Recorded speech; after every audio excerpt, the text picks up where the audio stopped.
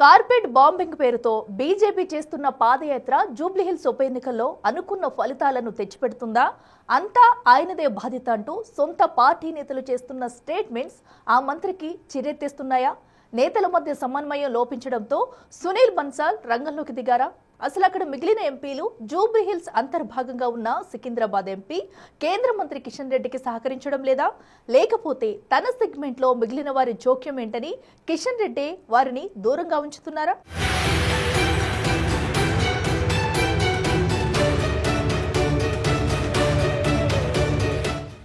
ఆచరణ లేదు, కానీ లక్ష్యం మాత్రం పెద్దగా ఉంది. జూబ్లీహిల్స్ ఉప ఎన్నికల్లో బీజేపీ పరిస్థితి అటు నొయ్యి ఇటు గొయ్యి అన్నట్టుగా తయారైందనే చర్చ జరుగుతోంది. ఇటు సొంత నేతలతో ఎదురవుతోన్న సవాళ్లను ఎదుర్కోలేక, అటు అధికార పార్టీ కాంగ్రెస్, ప్రతిపక్ష పార్టీ బీఆర్ఎస్ ల ఎత్తుగడలను అంచనా వెయ్యలేక కమలం పార్టీ సతమతమవుతోందట. ప్రచారాన్ని హోరెత్తించేందుకు కార్పెట్ బాంబింగ్లతో ఎన్ని విశ్వ ప్రయత్నాలు చేసినా అనుకున్నదొక్కటి అవుతున్నది మరొకటి అన్నట్టుగా ఉందట.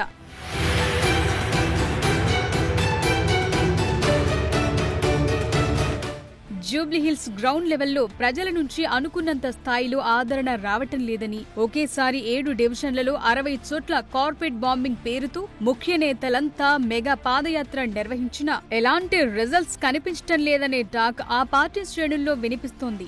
జూబ్లీహిల్స్ లో ఒక్కసారి అవకాశం ఇవ్వండి, హిందువులంతా ఏకమవ్వండి, మోదీ అభివృద్ధి కార్డ్ చూడండి అంటూ బీజేపీ నేతలు చేస్తోన్న ప్రచారాలు జూబ్లీహిల్స్ ప్రజలు బుర్రకెక్కించుకుంటారా లేక లైట్ తీసుకుంటారా అన్నది సమాధానం లేని ప్రశ్నగా మారింది.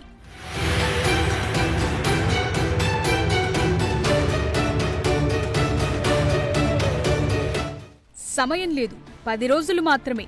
ఇలాంటి పరిస్థితుల్లో జూబ్లీహిల్స్ గడ్డ, కిషన్ రెడ్డి అడ్డా, ఈ ఎన్నిక కిషన్ రెడ్డి బాధ్యతే, మాకేంటి సంబంధం వంటి సొంత పార్టీ నేతలు చేస్తోన్న స్టేట్మెంట్లు కిషన్ రెడ్డికి చెర్రెత్తిస్తున్నాయట. ప్రచారంలో పాల్గొనకుండా ధర్మపురి అరవింద్ లాంటి నేతలు నేరుగా కిషన్ రెడ్డిని టార్గెట్ చేస్తున్నారనే చర్చ ఆ పార్టీ వర్గాల్లో జరుగుతోంది.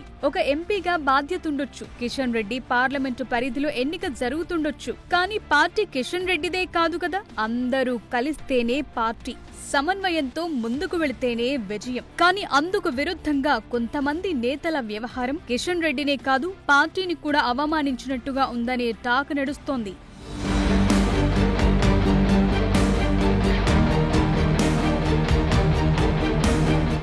ఇక మరోవైపు ఉప ఎన్నిక ఎపిసోడ్లో మరే ఇతర నేతలను ఇన్వాల్వ్ కాకుండా కిషన్ రెడ్డి అడ్డుపడుతున్నారని, అందులో భాగంగానే ప్రచారంలో కీలక నేతలెవరూ పాలు పంచుకోవటం లేదనే చర్చ సైతం నడుస్తోంది. జూబ్లీహిల్స్ గడ్డపై కాషాయ జెండా ఎగరడమేమో కానీ నేతల మధ్య రగడలు మాత్రం జూబ్లీహిల్స్ గడ్డపై రచ్చ చేస్తున్నాయి. ఎలుకను పిలిస్తే పెళ్లికి కోపం, పెళ్లిని పిలిస్తే ఎలుకకు కోపం అన్నట్టుగా ఉన్నాయట కాషాయ పార్టీలో నేతల పంచాయతీలు.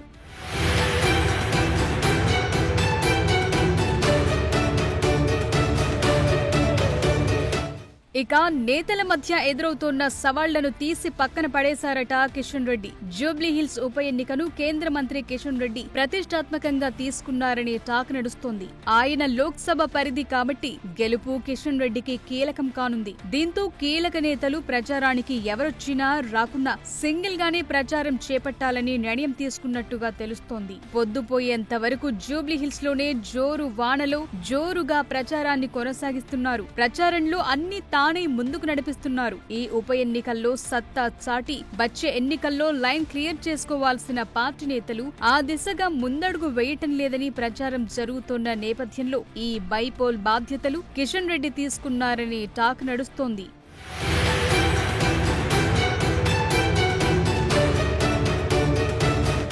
పార్టీలోని కీలక నేతలెవరూ రెగ్యులర్ గా ప్రచారంలో కనిపించటం లేదని, అడపాదడపా ఇలా వచ్చి అలా వెళ్లిపోతూ కేవలం అటెండెన్స్ కే పరిమితమవుతున్నట్లుగా విమర్శలొస్తున్నాయి. ఈ పంచాయతీలకు చెక్ పెట్టేందుకు సునీల్ బన్సాల్ రంగంలోకి దిగినట్టుగా తెలుస్తోంది. ఉప ఎన్నిక బీజేపీకి కీలకమైన నేపథ్యంలో రాష్ట్ర పార్టీ అధ్యక్ష ఎన్నిక తరువాత తొలిసారి రాష్ట్రానికి వచ్చిన బన్సాల్ నేతల బోల్టులు బిగిస్తారనే టాక్ నడుస్తోంది. పార్టీ రాష్ట్ర అధ్యక్షుడు రామచంద్రరావు అధ్యక్షతన రాష్ట్ర ఆఫీస్ బేరర్స్ తో పాటు ఎంపీ, ఎమ్మెల్యే, ఎమ్మెల్సీలు జూబ్లీహిల్స్ ఎన్నికపై కమిటీల ఇన్ఛార్జీలతో వరుసగా సమావేశాలు నిర్వహించి నేతలకు దిశానిర్దేశం చేసే పని పెట్టుకున్నట్టుగా తెలుస్తోంది.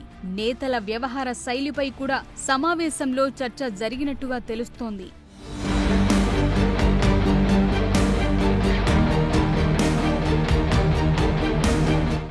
తెలంగాణ రాష్ట్రంలో బీజేపీకి 8 మంది ఎంపీలు, 8 ఎమ్మెల్యేలు, 3 ఎమ్మెల్సీలు, రాజ్యసభ సభ్యులు ఉండి ఒక ఉప ఎన్నికపై ఫోకస్ చేయకపోవటంపై బన్సల్ అసంతృప్తి వ్యక్తం చేసినట్టుగా తెలుస్తోంది.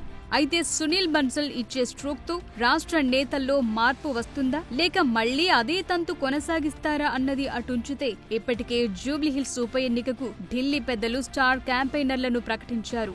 ఆ జాబితాలో నిర్మలా సీతారామన్, అర్జున్ రామ్ మేఘ్వాల్, శ్రీనివాస్ వర్మ ఉన్నారు. వారితో పాటు రాజస్థాన్ ముఖ్యమంత్రి భజన్ లాల్ శర్మ సైతం తెలంగాణ ప్రచారానికి రానున్నారు.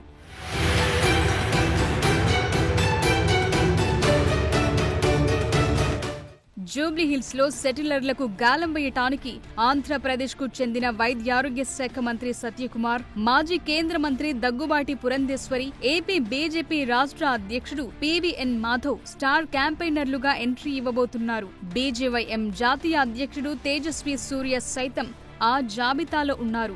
వీరిలో మాధవ్ ఇప్పటికే తెలంగాణ నేతలను కలిసి ప్రచారంలో పాల్గొంటానని, ఇరు రాష్ట్రాల నేతలం కలిసికట్టుగా జూబ్లీహిల్స్ గెలుపుకు కృషి చేస్తామని ప్రకటించుకొచ్చారు.